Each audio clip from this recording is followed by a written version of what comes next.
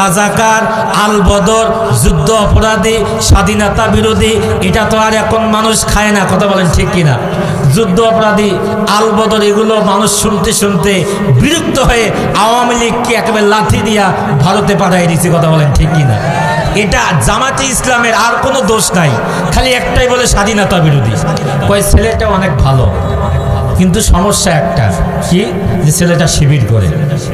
লোকটা অনেক ভালো, সমস্যা একটা কি, যে লোকটা জামাতে ইসলাম করে।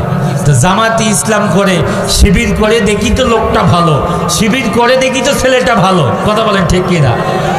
সম্মানিত হাজিরিন, এই মহিলা এবার পাহাড়ের উঁচু জায়গায় দাঁড়িয়ে তিনি ঘোষণা দিলেন, ও কুরাইশের লোকেরা, ও আবু জাহেল, উতবা, সাইবার অনুসারীরা, তোমরা কোথায়?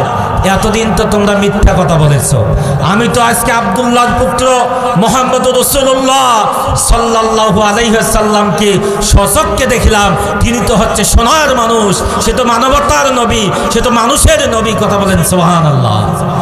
তিনি ঘোষণা দিলেন যে আমি বুড়ি ইসলাম গ্রহণ করলাম, তোমরা কুরাইশের লোকেরাও ইসলাম গ্রহণ করো, বলেন সুবহানাল্লাহ।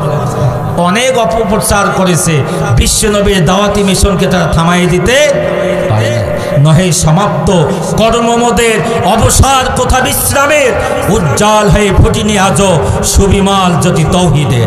উহারা প্রচার করুক হিংসা, বিদ্বেষ আর নিন্দাবাদ, আমরা বলিব সাম্য, শান্তি, এক আল্লাহ জিন্দাবাদ।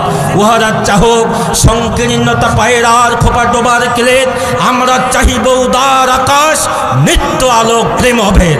উহারা চাহুক দাসের জীবন, আমরা শহীদি দরজা চাই, নিত্য মৃত ভীত ওরা, মোরা মৃত্যু কোথায় খুঁজে বেড়াই, বলেন সুবহানাল্লাহ।